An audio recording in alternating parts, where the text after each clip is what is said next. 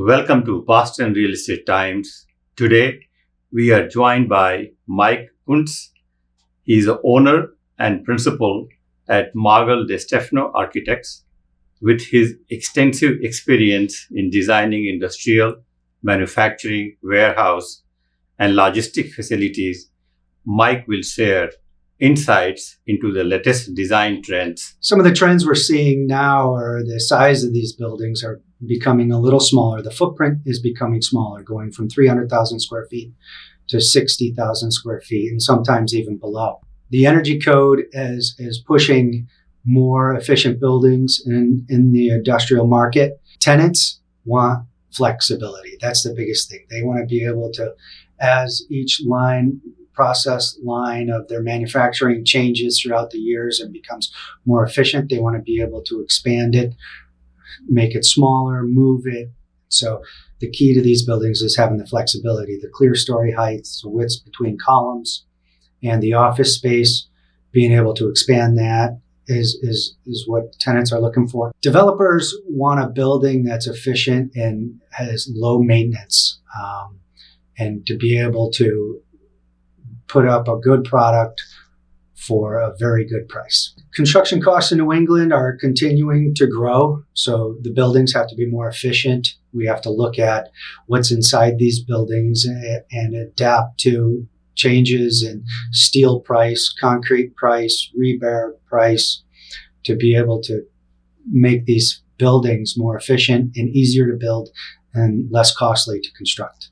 My crystal ball is, I think, industrial and manufacturing especially are going to continue to grow in 2025, and then use these types of buildings to expand into data centers potentially.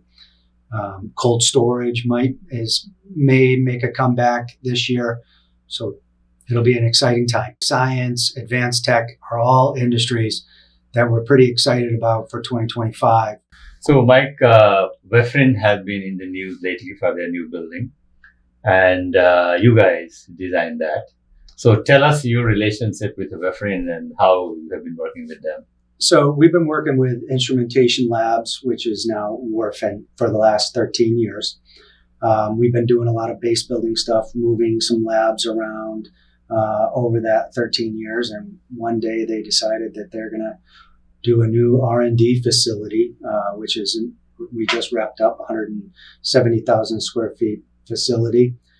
They connected the new building with the old building so everybody can communicate back and forth and go through with the scientists. And the medical devices are going to be manufactured there. And so it's a pretty good space. And the team from Wefrin, which is a company out of Spain, is looking to potentially expand even further. So this is a good example where you have the manufacturing, you have an office, you have everything all in the same complex. We're also working with Condyne and Baker Hollow down in Windsor, Connecticut. We did one building for them that Safe Light went into, and then another 180,000 square foot building that Marvin Distribution went into. We have site plan approval for an additional 2 buildings down there, which we just potentially might make 1 building. And how many square feet those? So the 1 building was 400,000 square feet and an additional 100,000 square feet.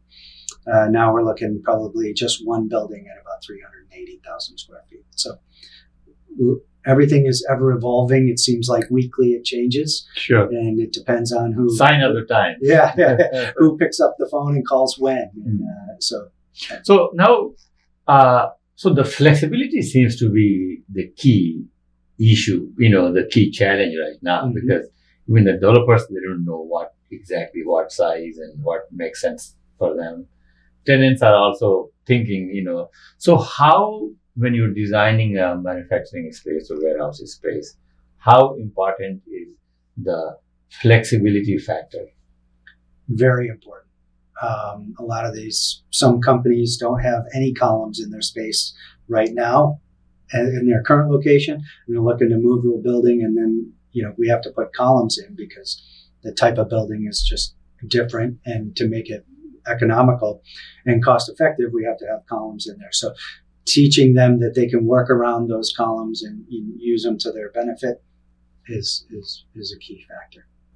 You mentioned that the size of the industrial buildings and manufacturing warehouse is getting smaller. We started in 2018, Blue Star Industrial Park down in Norton, Massachusetts with Condyne Capital Partners.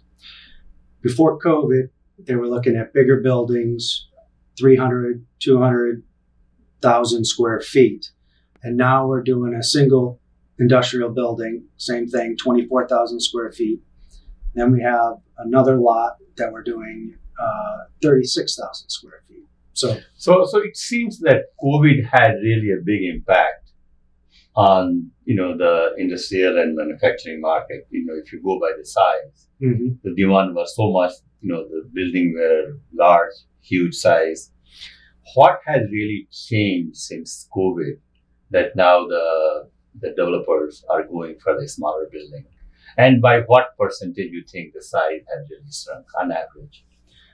So the developers are looking, so the big tenants took up all the big buildings, the Amazons, the Safe Lights, the Marvins, Home Depot, those kind of companies are into the big buildings. And so now a lot of the smaller tenants in manufacturing are in buildings from the 70s, 60s, 70s that are starting to fall apart.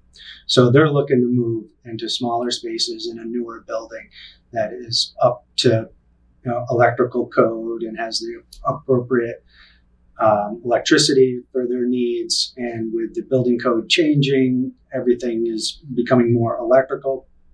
So these new buildings and new sites will give them the opportunity to have that. And now you lead the manufacturing and industrial design at Maugel. Tell us a little bit about your experience in this sector, how long you have been there and how long you have been doing this. I started at Maugel DeStefano working in 1998 on industrial buildings up at Northwest Park. So now since 1998, there have been so many different cycles of the state of manufacturing and industrial market here in Massachusetts, for example. What is happening today in the manufacturing market? Well, manufacturing is expensive in the U.S., so that's why I think it's tailed off a little bit. But I do feel it's coming back in this year. I hope we have a few projects that we're working on that are manufacturing. So things like defense contractors are picking up a little bit of pace. I think there's some things going on in the world that we're trying to prepare for, unfortunately. And at home, people are just looking to, make a product in the U.S. and make it efficiently and less expensive than typically was in the past. So now you work both with the tenants as well as the developers? Correct, yes. So now in today's market, what is the dream space for the tenant? What they are looking for? They're looking for a space that's $300 a square foot, but they can only afford That's right. That's okay. $100 a square foot. Okay. Yeah. In terms of types of buildings and amenities they are looking for? Looking for clear story. So clear height of the building needs to be at least 32 feet clear. The opportunity to have a mezzanine in the building, which they can expand their office area if needed, and having as much warehouse and manufacturing area as possible with the flexibility. So you're looking at column grids that are 50 by 52, 50 by 50, and so which gives them the most flexibility in their building. And now you mentioned office. So I also see that the demand for the office space in these such sites is also shrinking because there are not so many people working in the office. Yeah, so definitely since COVID, the office staff is not as present as it used to be. Back in 2018, we used to do roughly 10% of the overall building square foot would be office space. Now we're down to 3, 4, 5% at the most. So. And what about power, electricity? Yeah, this is a big one. So a lot of these manufacturing companies need a lot of electricity, and the building code is pushing you towards everything being electric. So there has to be the opportunity to get a lot of electricity to these buildings, per code and per the manufacturing of the So you're talking about also the energy codes. energy code. Right. Okay. And the energy code is applicable across all types of buildings. All types of buildings, every single building, from multifamily, industrial, office, medical office, including custom residential. Okay. Now, what do the developers want? The developers want a very good tenant. Okay. A good tenant that pays their bills, and developer wants a good site and a smooth project, and for the architect and the design team and the construction team to take out any uncertainty. And also the lower cost of construction, right? Yeah, they're looking for the best value. So how the cost of construction has gone up or down? What is happening in that? Well, yeah, in the Northeast, construction costs continue to build and rise, so which makes it harder for projects to pencil out. With the interest rates lowering, it makes it a little more palpable. So more projects are going to start in 2025, which is a good thing. And what are the optimum rental asking rent for the developers to build a new building? Like how the rents have changed in the last 5-10 years? Yeah, what used to be $12 rents, they want them up near $18, $19, $20 rents is what they're looking for now to make these buildings operable and efficient and worthwhile. And so what about the migration of the tenants? If I'm paying $12 right now, and then, Class A building and asking for $18, what is the incentive? Why should I move there? Because of amenities or new power? Or amenities, power, location, and just overall maintenance and quality of their building. They're not going to be worrying about anything breaking down or holes in the building. These old buildings from the 60s and 70s are all falling apart. They're rusty, they're inefficient. And if we're going all electrical, we're going to need, pretty efficient spaces to keep costs. As a design team for the industrial and the manufacturing at Maugel,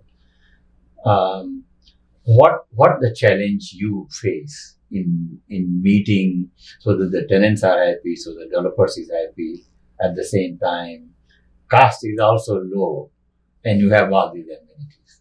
The most difficult thing, I think, is getting to what the tenant needs and what their dreams and aspirations are and making it a reality. So if we're working with a tenant right now that had, doesn't know what they need for an office space. And so getting our hands around that and getting people to think about, okay, what do you really need? And what is a want and compared to a need? I think that's the biggest thing, is getting the needs compared to the wants and making sure that the budget aligns with those. Have you worked on some big project where the developer originally thought about doing something else, then it changes plans, and now something totally different is coming? Yeah, Blue Star is a perfect opportunity, perfect example. We were going to hit 2 retail buildings, and that shifted down to an industrial building. And then we're also we fiddled with these quote unquote contractor bays of the building. So these spaces where a landscaper or a different contractor can go in and have their own space. We've been looking into those. Condyne also has been looking at some other projects, different types of maybe cold storage, thinking about that. So cold storage, and with the food the way it is today, we got to be able to keep it frozen. So now Condyne is also a big player in this market space, and they are also expanding in other parts of the country as well. Are you working with them in other projects as well, other geographical areas? Yeah. They've asked us to take a look at a couple other things in the Carolinas and then in Georgia as part of that. I mean, nothing has come to fruition yet, but they're just keeping their options open. Okay. Now, if I ask you to look at your crystal ball and tell us in the next 5-10 years, what are some of the certain changes happening already are going to happen, you foresee happening in the manufacturing and warehouse space? So I think what's going to happen is their spaces are going to get smaller. And because here in the Northeast, our land is small, we don't have a lot of land to develop like they do in Texas or Florida or any of these countries in the South. So I think tenants are going to get smaller. We're going to have smaller tenants, more efficient buildings, more energy efficient buildings. And I think that's what's going to. I asked a question to a developer the other day is, what about data centers in these buildings? The electrical needs would be there, the size would be there, the efficiency of the building would be there, and it's brand new. And so I think maybe something of that nature might pop in as well. I'm glad you mentioned the data centers, because with all the AI and all these changes, rapid change in the technology, I think for the last 15-20 years, as I remember, data centers have been always in demand. Now there is a talk that there may be more demand for the data centers and more efficient data centers. Have you heard anything along that line? Well, we've done a couple data centers for some computer software programs in the Metro West, but nothing that is a big data center like we could be talking about, but exactly AI and all those companies that need that space. What can be done in those Class B and C buildings, older manufacturing buildings? You can add on to the buildings. Maybe there's you can add an addition in the building up near the office space, add a second floor potentially to be able to get an amenity space. The Class C buildings, I would recommend just tearing it down and building new. Now, in that context, also we are hearing that some of these, because these type of parks have a huge space and land, and they're also talking about multifamily. Have you heard of that as well? Yeah. So a lot of these live, work, play areas where there's manufacturing jobs, and then have multifamily within the same space, and office and retail. And that was kind of what Blue Star was going to be in the original concept. But with COVID, that changed. Explain about this Blue Star project. That originally how it started, what was the size at that time, what were their thought, and where it is now, and what is the future plan? So it started in 2018 as a 12-building industrial park. I'm pretty sure it's the largest in New England. Condyne brought it to us after we had done a couple projects with them. We looked at, so it was 12 buildings, and then as demand came, we built 3 buildings. That was phase 1. And then we built another in phase 2, was another 3 or 4 buildings. And now we're in the last part of it, which is the last 2 buildings and last 2 sites. So it started off as this multi-mixed use type industrial park to basically industrial buildings, all the same clear height, just smaller footprints, and people are using them for different ways. Yale Appliances there, they have industrial warehousing and office space. IDI Distributors, which is a insulation company, is there. Wayfair, Tosca, and Pitney Bowes. Okay.